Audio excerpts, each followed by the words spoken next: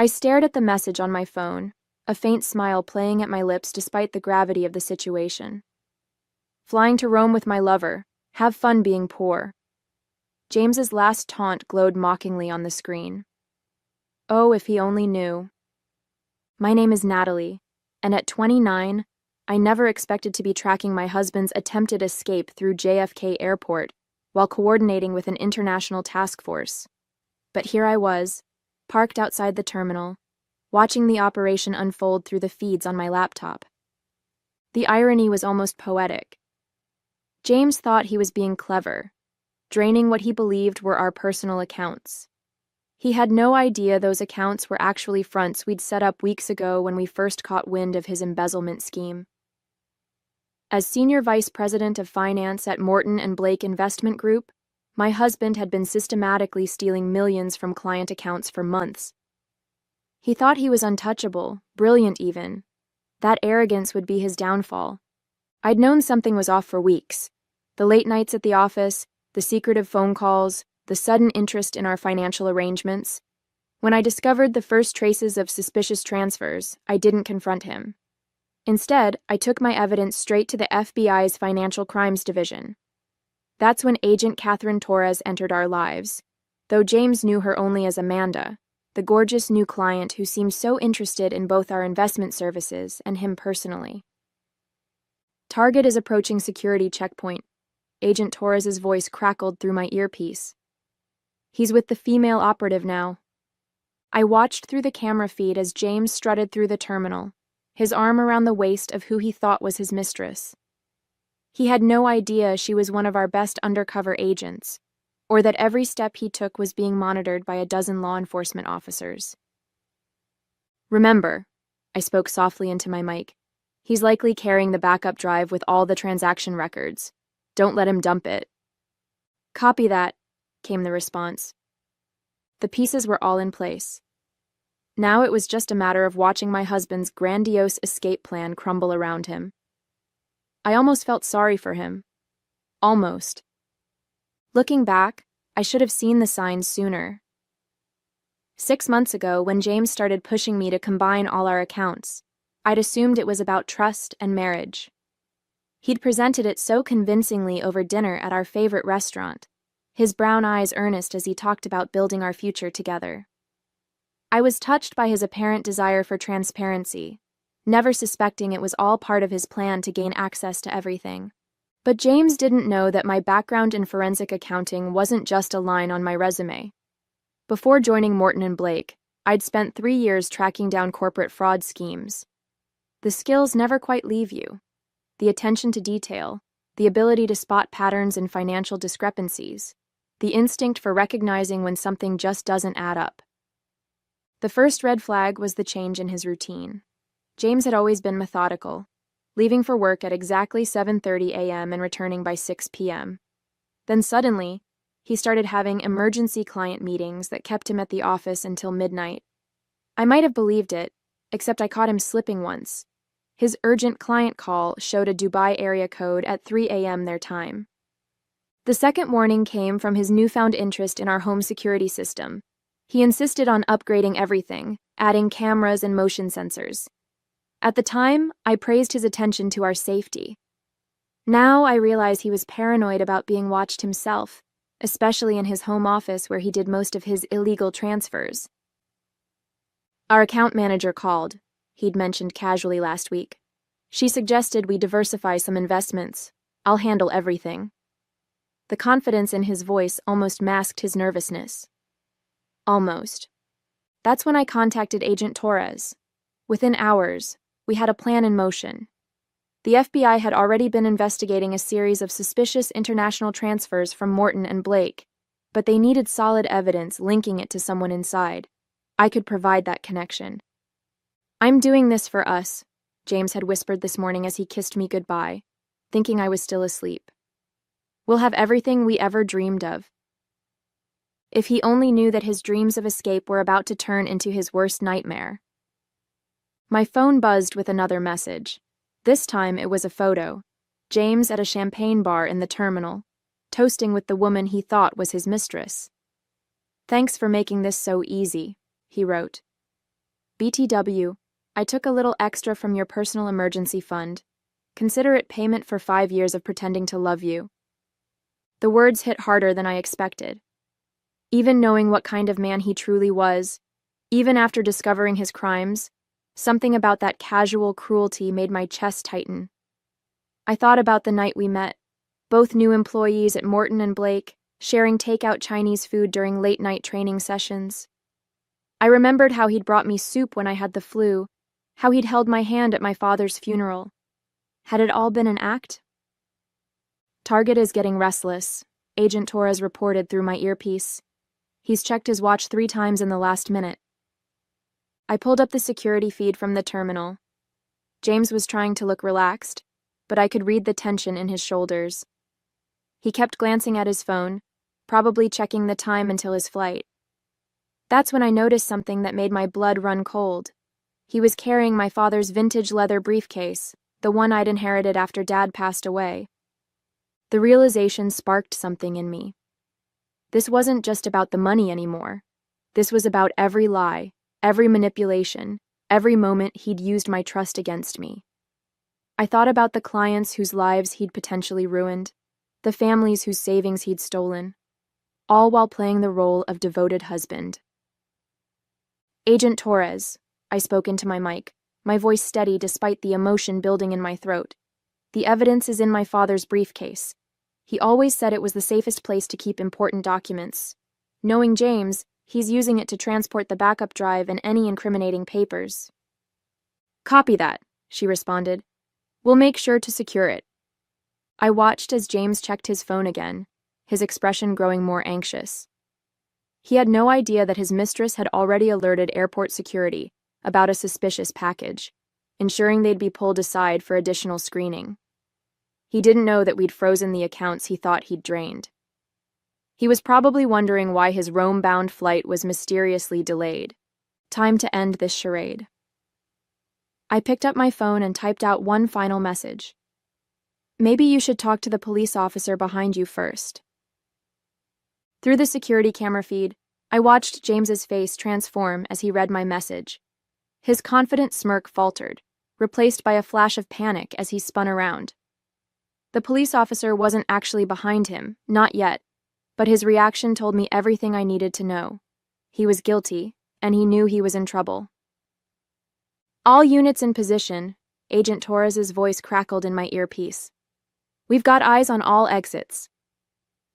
James was moving now, walking briskly toward the international terminal, my father's briefcase clutched tightly against his chest.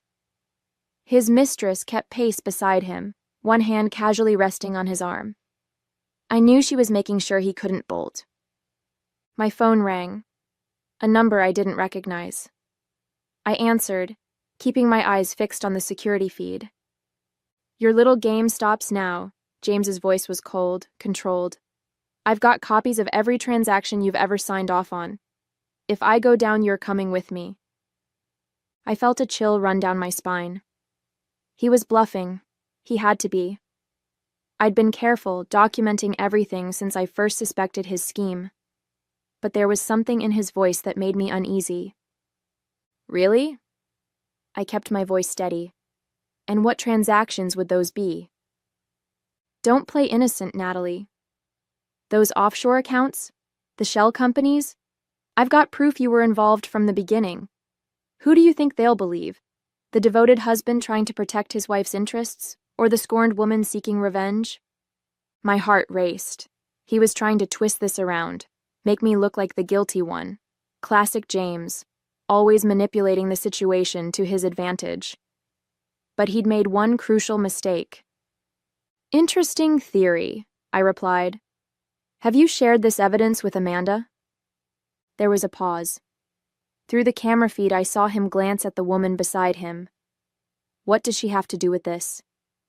Everything. I allowed myself a small smile. You see, Agent Torres has been very interested in hearing about those offshore accounts. The color drained from his face.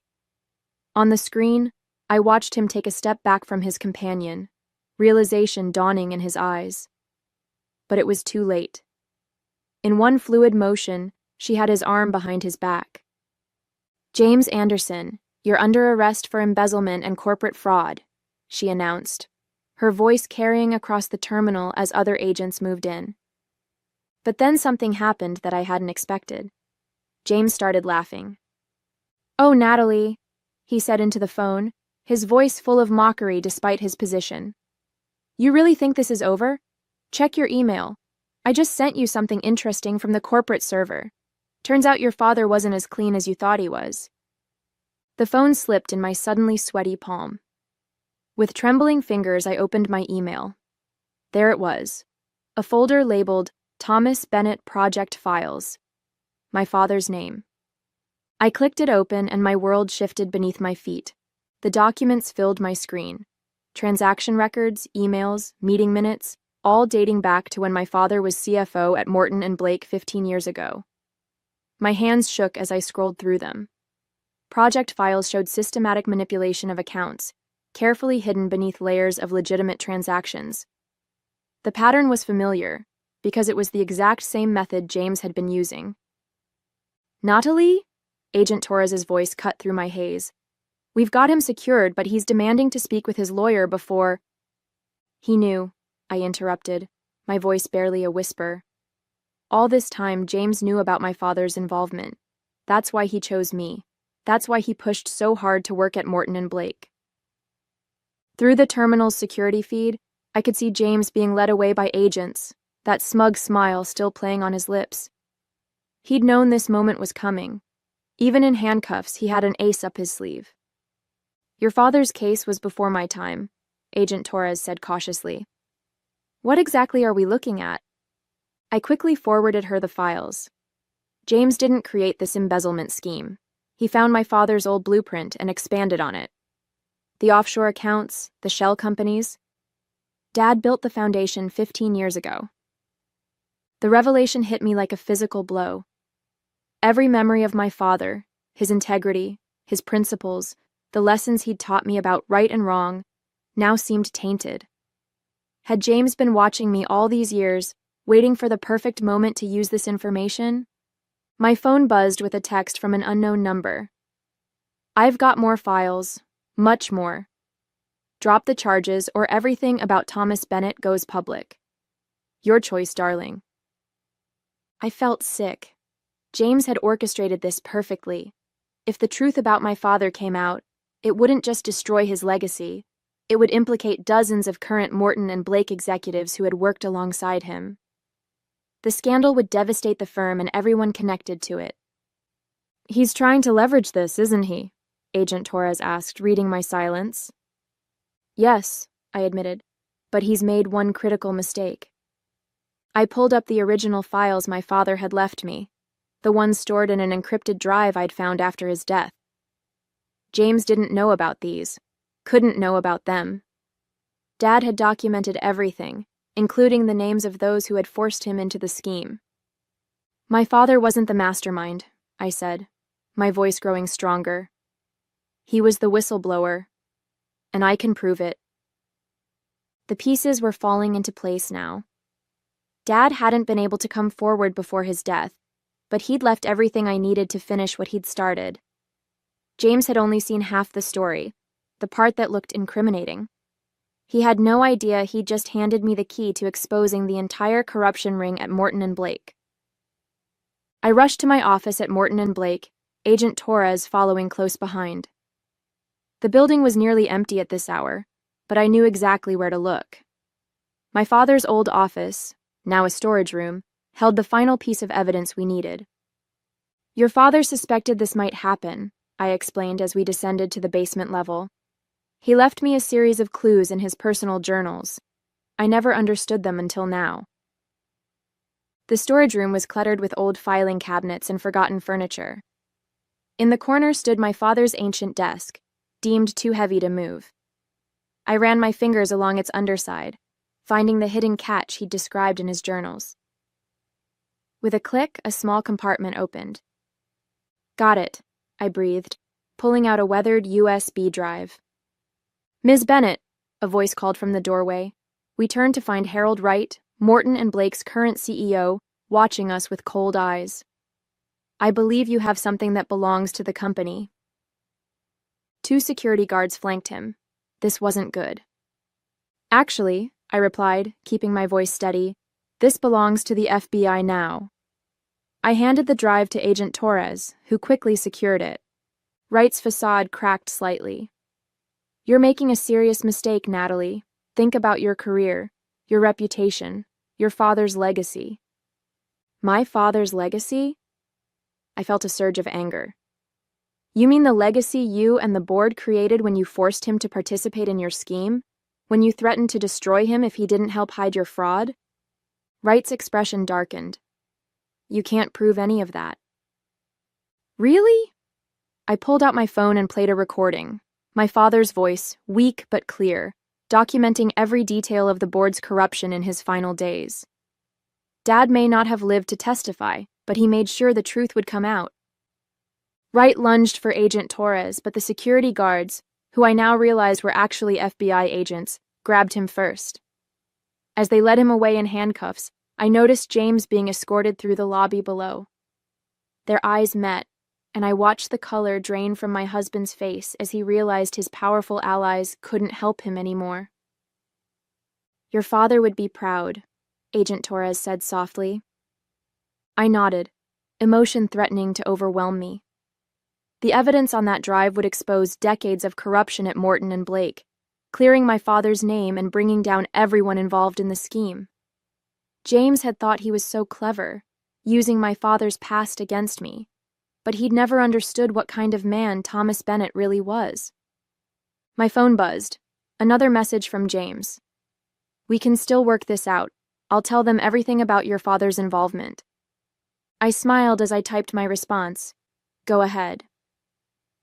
The whole truth is exactly what I want them to hear. The next morning, I sat in the FBI's Manhattan office, watching the dominoes fall. On multiple screens, news channels broadcast the same story. Massive fraud scheme exposed at Morton and Blake, CEO and executives arrested. Agent Torres handed me a coffee as we watched the coverage. 17 arrests so far, she reported. Your father's evidence was bulletproof. The encrypted timestamps proved the board's manipulation of his original reports. They can't claim he was acting alone. James appeared on one screen, being led into court. His designer suit was wrinkled, his confident smirk replaced by a look of defeat. The reporter's voice cut through the room. James Anderson, along with CEO Harold Wright, faces multiple charges of fraud and embezzlement. Sources say the scheme dates back 15 years, with recent evidence revealing attempted whistleblowing by former CFO Thomas Bennett. Your father's name has been cleared, Agent Torres said softly. I nodded, emotion tightening my throat. Dad had sacrificed everything to expose the truth, carefully documenting the corruption while appearing to play along. He'd known the evidence would eventually surface. He just hadn't lived to see it happen. An email arrived from James's lawyer. My client wishes to convey the following message. You've ruined everything. I hope you're satisfied. I smiled as I drafted my response. Please inform your client that he ruined everything himself. And yes, I am satisfied. Justice has finally been served. 1 month later, I sat in the courtroom as the judge delivered the sentences. James's face remained emotionless as he heard the verdict. 20 years for corporate fraud, embezzlement, and attempted flight to avoid prosecution. Harold Wright and the other executives received similar sentences. The corruption at Morton and Blake had been completely exposed, and the firm was undergoing a total restructuring under new leadership. The federal investigation had recovered most of the stolen funds. The money would be returned to the affected clients, along with compensation from the firm's insurance. My father's detailed records had made this possible, his final gift to the people he'd tried to protect. After the sentencing, Agent Torres approached me with an unexpected offer. The FBI's Financial Crimes Division could use someone with your skills, she said. Someone who understands how these schemes work from the inside. Would you be interested in consulting for us? I thought about my father, about how he'd fought to expose the truth while protecting his family. I thought about all the other companies where similar frauds might be happening, other families who might be suffering. Yes, I replied. I would. As I left the courthouse, I felt lighter than I had in months. My father's name had been cleared, justice had been served, and I had found a new purpose. Sometimes the best revenge isn't about getting even. It's about making sure the truth finally comes to light.